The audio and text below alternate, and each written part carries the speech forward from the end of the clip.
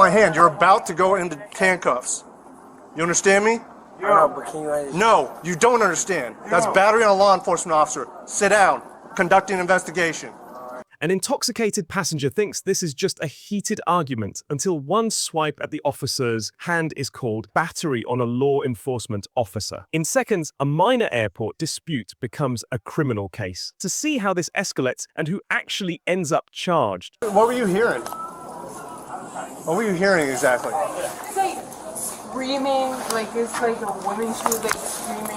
Her voice was very, very loud. Right? Could you make out anything they were saying? No. Okay.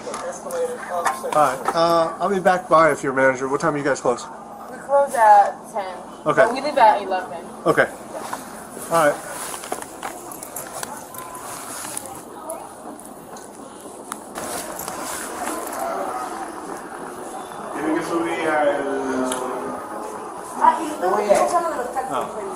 What's up with him?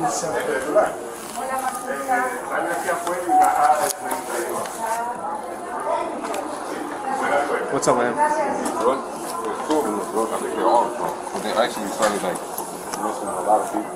We heard people saying, "Oh, by the time we go down there, they were fighting some other people. They left, and they were just picking fights with a whole bunch of people." Okay. All of them? Those three. Okay. Just picking fights with a whole bunch of people. I got you. Hey, fellas. So you guys have a seat over here in these chairs? Sir? You too. One 1012 with 3. Don't have the available unit that can be around the level 1B side in the back of 184.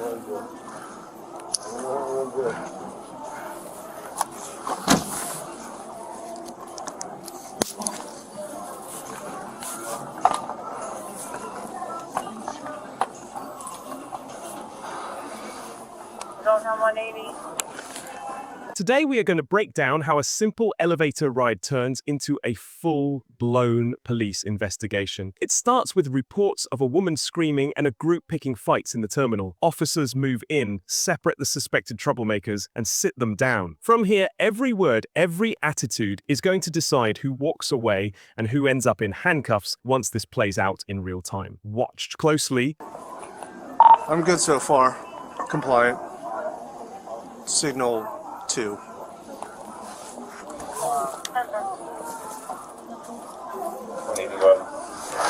Number 184 that was 3, level 1B, reference to the 85. I don't. Doesn't have water the other chair. I don't. You can't get any water for him at all. No, I'm more worried about looking at you guys. So there's obviously there's some allegations here that I'm trying to figure out. I know. So if you guys can have a seat while we figure this all out, that'd be great. You want a water, man? No, Bro. Are you gonna refuse water for him? I don't have water on me. Do I look like? Do I have water? Can you get a water for us? No, I'm more worried about looking at you guys. Okay, because I'm just trying to figure out everything that happened. I'm not worried about water. What I'm worried about, does he need medical attention? Yes. He needs Sit down. water. He needs Sit down, water. please. Water. Does he need medical attention? He needs water. Okay, I don't have water on me. I don't carry a water bottle around. Do you mind if I get your ID before you leave? Fine, perfectly fine, bro. You have a seat right there, please, sir. All right. Send him on. You send him at the word. Both of these. Thank you. Okay. 186 and 188, 97. So what happened? Right. Please. So we were going down the elevator and the garage, and so there was a group of people. It was an older guy and a younger guy, and I think those are the main ones. The younger guy forced his way into the elevator as the doors were closed. Which elevator?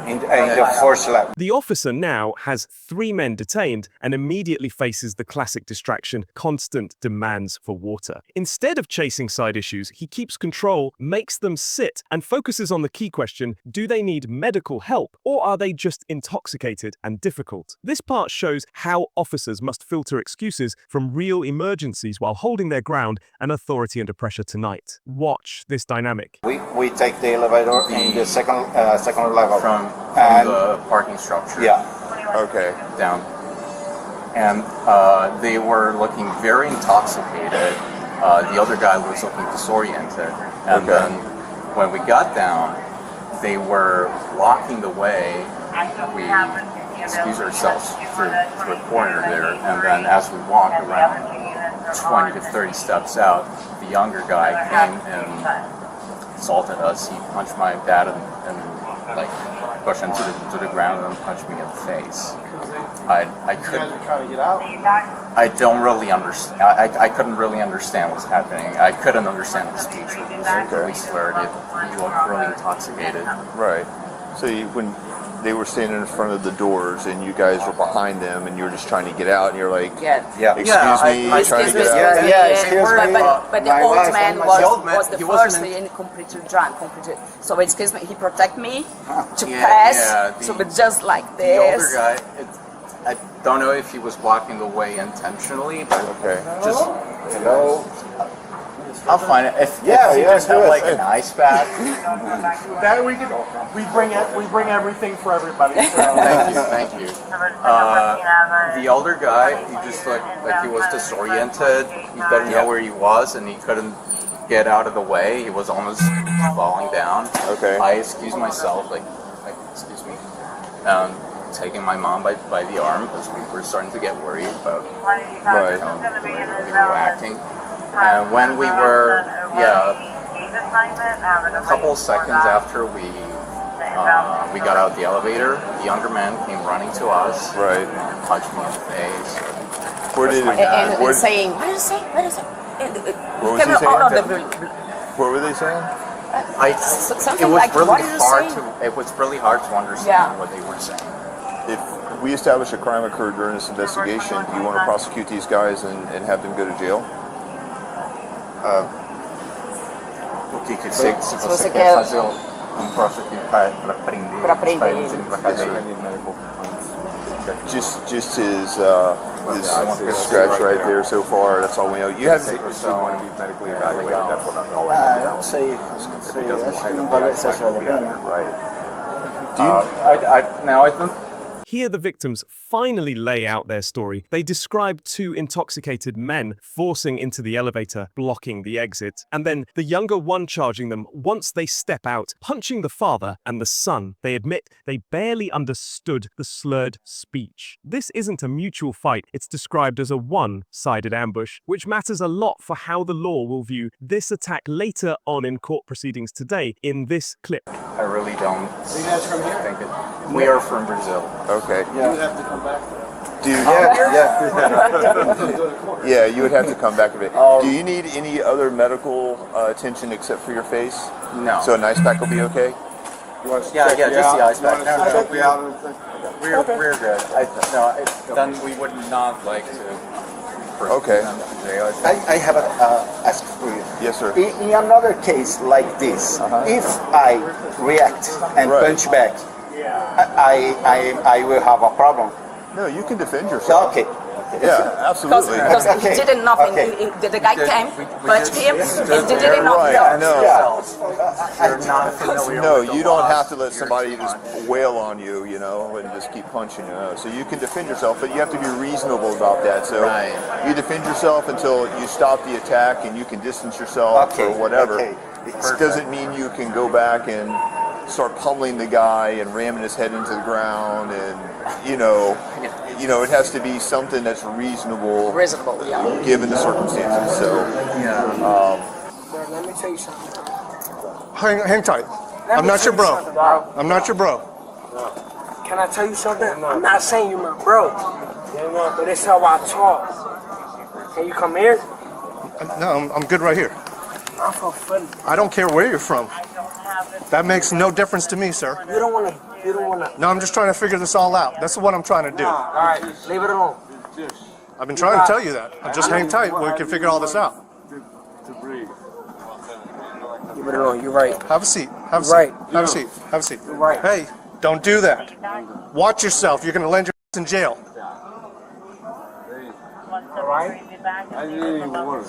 I understand that. My concern is more so figuring this all out. My ID? No. All right. My asthma. You have asthma. So do you need medical attention, sir? Yes. I'm not asking you.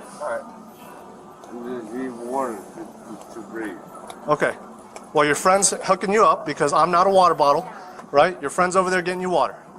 The officer documents visible injuries and talks about self-defense. He reminds the tourist family they can protect themselves, but only with reasonable force, stopping when the threat ends. Then tension spikes as a relative tries to talk casually, gets checked with "I'm not your bro," and is told to back off. It shows how attitude and body language can quickly raise the temperature in a tight airport space, like this moment here in this clip. I'm not talking to you right now. I understand that. He hooked you up. I'm with dogs. Quiet. Just take the water, please. Your hands. Going to be an inbound and passengers are upset over a gate assignment, having to wait for that. The inbound from Philly. Come here. So, what happened? So we were drinking a little bit earlier. Okay. And I believe these two guys were like, acting kind of like weird in a way.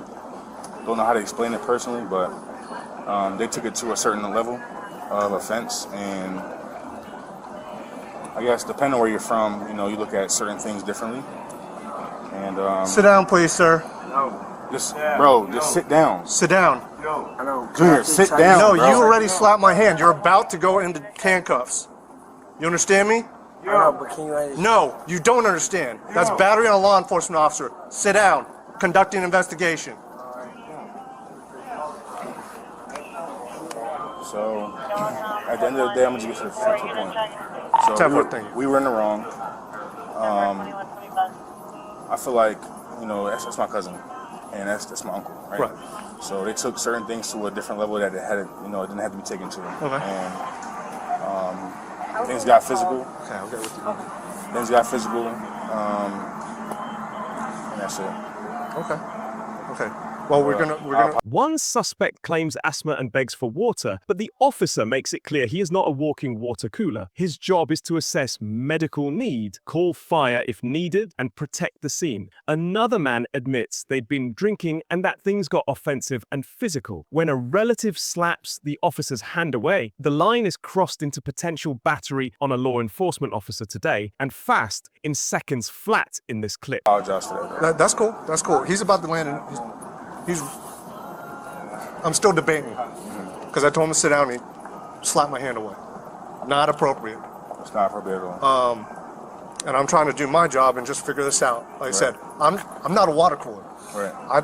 If he needs medical attention, I'll call fire department. Right. But I'm here worried about this. So you got to understand where I'm like, can we get some water? I don't have a water on me. I understand your guys' problem. My responsibility is to take care of them right now. I totally I'm the only get that. one like really physically available to do. You mean sober? You know what I'm saying? Yeah, exactly. Okay. Exactly. Sober enough to do that. I totally get that. Right. But I'd much rather you not be in handcuffs either. Right. If I'm trying to figure this out, I'd much rather not fight you. You're a big dude. No, I'm not. You see what I'm saying? I don't know about that. I don't know that. I don't know that. Everybody wants to kill the police nowadays for a uniform. Look, dude, I respect the police. I don't know that. I don't know you. You're right. I don't know him. I don't know him. I don't know that. You're right. Right? So right now, everybody wants to just slit my throat for no reason. Right. So that's what I'm more worried about than anything. I don't know if you guys have weapons. I don't know what's going on. I have no idea what's transpired. I understand that. My other colleagues are up the stairs trying to figure that portion out. Right. So once we figure that out, you're all good. Right. When's your flight? 10:26.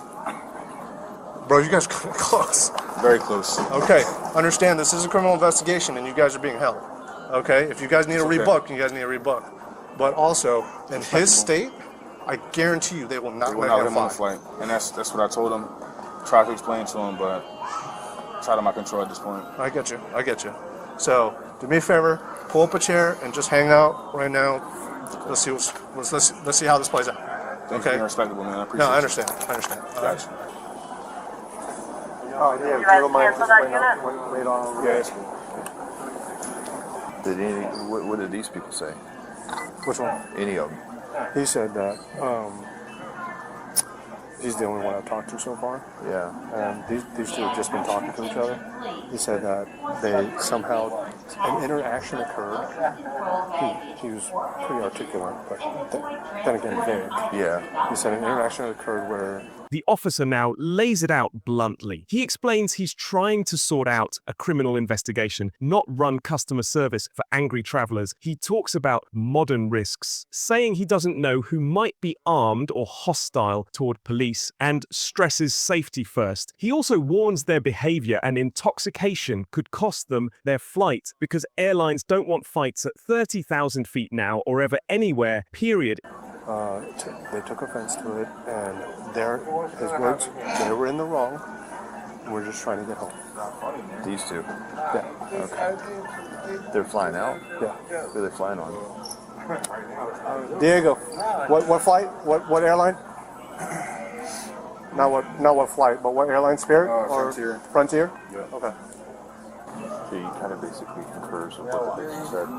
Yeah. Less detail. They're not gonna let you fly out.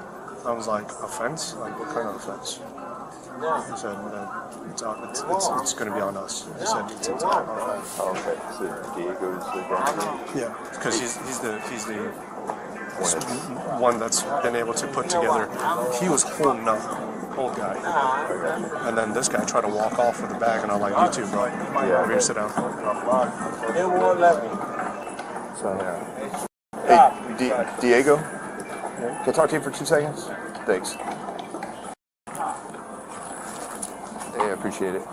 So I talked to the people upstairs. They're not going to prosecute or do anything. So I just have to do an informational report on this whole thing. Okay. So I'll just need to get everybody's information so I can include it in there that basically an altercation occurred when he got off the elevator, and that's pretty much in the story. I just have to document the whole thing. Okay. Now, as far as whether or not they'll let you fly, probably not. Probably not. It's going to be up to them, but... Away from the suspects, officers compare notes. One explains that the most sober relative admitted they were in the wrong and just want to get home. He confirms they are flying budget airlines and that his version loosely matches the victim's story, just with less detail. This cross-check is important because it shows even their own side concedes blame, strengthening the case against them heavily here. Tonight overall, clearly... That's the bad part, but you know.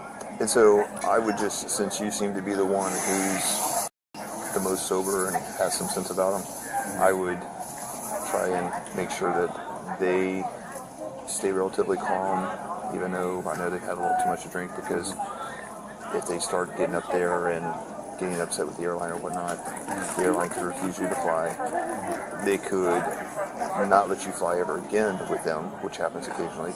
And then the airport management, if there's a big scene and commotion, could get involved in what you trespass from the airport, and then that kind of becomes a whole different thing at that point. So It's definitely bad. yeah, so at this point, something happened. We're just going to document it.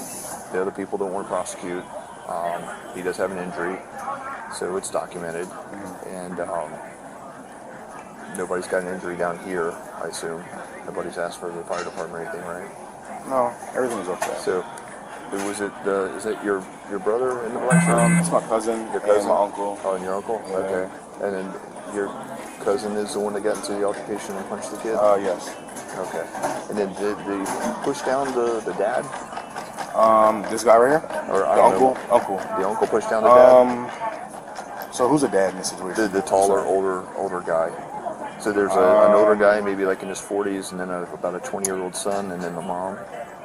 I'm not sure. I can't really comment on that. I'm not sure. Okay, I got you. Sorry about that. That's all right. Well, from what I've seen, my cousin, he actually engaged in an altercation. Yeah. Next thing I know, I look over and he's on the ground, but I don't want to assume anything. Right. Okay. I'm not sure. Did this occur on the elevator or off the elevator? Off the elevator. Off the elevator, down on the tunnel level. Yeah, so you know where the flat escalators The are? little walkway, yeah. Okay, That's what happened there, yeah. Have a seat, sir. I'd much rather, you know what, I'll go to you so you don't fall over. He was holding you up here for a second ago. No. All right? No, I'm okay. Listen, what the f*** I'm paying for $300? No. Listen. Just hang on tight. The officer returns to Diego and gives the update the victims upstairs don't want to prosecute, so this will be an informational report, not formal charges from them. But he warns there are still consequences. Airlines can deny boarding or even permanently ban passengers for drunken incidents, and airport management can trespass people who cause scenes. No charges doesn't mean no fallout in real life at all here, ever, remember in... Sir. What can I do to get out of here? We're almost done. Huh? We're almost done. I mean, I want to know what I need to do. I was supposed to leave today, and I can't. I never went We're just gonna walk him up. We're just walk him up. Black shirt. We're just gonna walk him up though? Yeah. Okay. I don't know what happens.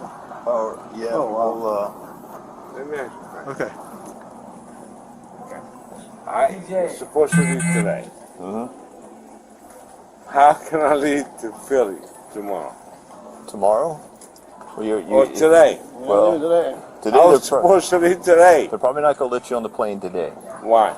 because you're highly intoxicated. Okay, I respect that. Yes. 1 second. Okay. I'm just telling you what the And airline is probably going to tell and you. I respect that. Sure. That's not nothing that I'm not denying. Right. How can I leave? Well, as soon as we're done here, in just a minute, Respect. we're going to get you out of here. Okay, so we'll get you with your nephew here, who hopefully can get you someplace where you can sleep it off. You can get in a little better state of mind to where they'll let you on the plane, because they're not going to let you on the plane like you are now. And I respect that. Sure. No, listen, I work in Philly. Right. You got to be at work tomorrow? No. Put your hands behind your back.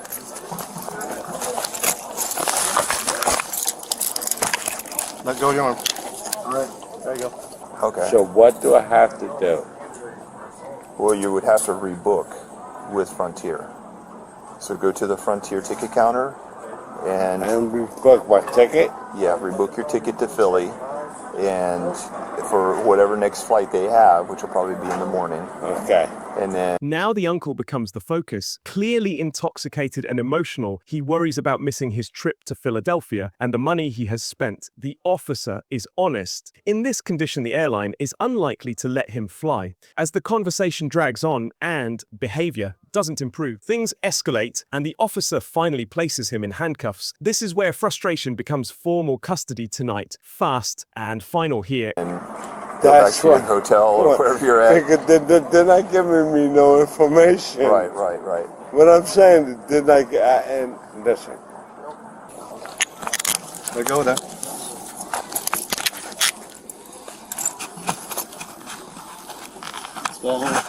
Babe, you got anything on you? Nope. Any weapons on you? Good check. Knives? Nope. Okay. Is that your dad? That's my cousin. That's my uncle. Right there. That's my uncle. No, it'll be, so you dropped your luggage off at Frontier already? No. So if you haven't dropped it off. When I came here, before I came here, I paid $100. Right. Frontier. Yep. So I paid $68. Right. And I paid it today. Right. So I can't leave tomorrow. Right. I'm assuming. Yeah. You'll have to rebook. You can Or would get I a have flight to tomorrow. repay my luggage? Hopefully not. It's going to be up to the airline, but in my experience, if you're just rebooking, your luggage is already paid for and it just carries over.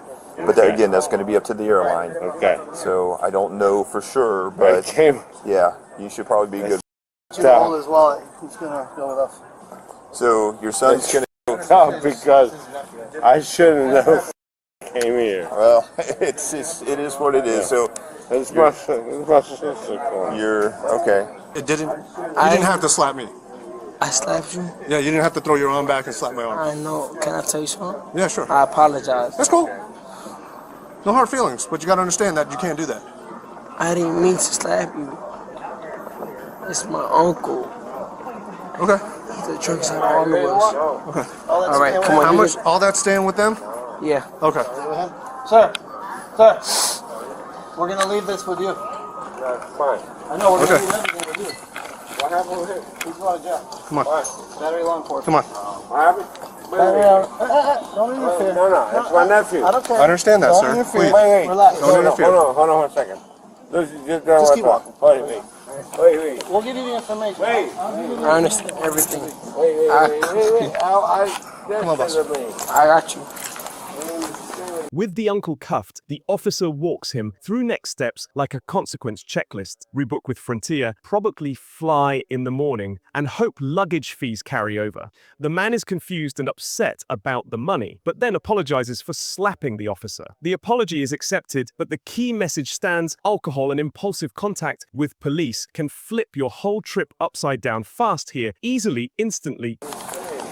So apparently when we first made contact down here, I guess Diego pushed off that officer. And so Junior, I'm sorry, Roberto, he's going to charge him with battery LEO. And so he'll be going to jail. So this is, what you do is up to you. I explained to your uncle that you're going to need to rebook and get a flight out tomorrow because I mean, it's up to the airline, but in my experience, they're not going to let him on the plane. He's going to stagger up there, and they're going to be like, yeah, no, because the problem is they don't want to have some altercation at 30,000 feet. You know what I mean? So I would say take your uncle, go back to a hotel. Or do you have a hotel or relatives you're staying with? Relatives? Okay. Go back to your relatives, spend the night. He'll be able to bond out here shortly, and we'll contact you. And then you guys can get him bonded out and take care of that. Okay? So, it's gonna be alright. You'll make it. Alright? In the grand scheme of things, this seems like a big deal. You know, and you're gonna get back and you get back to your family here within the next day or two. But so your son? My nephew. Your nephew. I'm sorry. Your nephew. When he initially made contact, the officer said that he pushed him, and so he never pushed him. I was next to him. It's on camera. So. Well, it's on camera. Can I see it? No, it's up to that officer. Can I see it? We don't have that. Yes, you can have it. No, we don't. Yes, you do. No. You here? I can see it. No. Yes, you can. I can't show We're you. here and wait. It has to be downloaded. Wait, sir. no. You're in the airport. You haven't. He gave me. He gave me his wallet. So Max. Wait. We're going to give Max. you where he's at. Listen. Attention shifts to Diego. The officer explains that when they first arrived, Diego pushed an officer, and that move is now being treated as battery on a law enforcement officer. That single action is why he is going to jail. The uncle is told to rebook, go back to relatives, and plan to bond Diego out later. In the big picture, it's a hard lesson in how one shove can become a criminal charge quickly. Now, instantly here tonight. Listen to me. Listen to me. You're not listening to me. I'm a Philly. I know. I listened to you. And I understand. Listen, Max. Diego's going to take you back to a relative's house where y'all can sleep this off. Okay? No. Get your thoughts sleeping together. it off. I want to see what he did that caused Okay. the incident. Yes. That's what I want to You see. can't control this guy. So he's going to take you out of here to keep you out I of trouble. want you to show me. I can't show it. He's getting Stop. a little too much. No. He's doing too much. Listen. I listen. Listen. Okay, good. No. I offered to give you the information. If you don't want it, then you don't. Where'd Tran go? He's going to the office. I was going to walk with him. Listen. I want to see. I want to see the video. You're not going to see it right now. You're going to have to show me. No, I can't You have show you. to. It's impossible for me to show you. Why? Because there's no way for me to show you. You're not on camera? Yes, but I Okay, can't show you. so show me your camera. There's the camera. Yes, show me your camera video and show me Sir, that do he you- showed me. Do you see Listen, a screen? Do you see I a live in Philadelphia. Max, do you see a screen that I can show you the video? Do you see a screen on here? How are you going to see the video? There is no screen. Okay, so your video is showing me right It is now. recording. Okay, your video is recording me. Yes. So it's showing me, right? It's recording you. Right. I cannot play back the video Why? on this camera. Why? It has no screen. Well, look. Do you see a screen? Look. That's Look at it. CSI and everything that's going on. You have to show me a video to show me No. what he does. No. That's not true. Listen to Diego. No. Y'all leave. No. So he can get you someplace where you can sober up, okay? I'm not. In the final moments, the uncle refuses to accept that Diego pushed anyone and demands to see the body cam. The officer explains the camera has no screen. Footage has to be pulled later, not played in the hallway. The uncle finally acknowledges he's being recorded, but still wants answers on the spot. Guys, if you found this breakdown helpful, like the video, subscribe to the channel, and we'll see you in the next video very soon.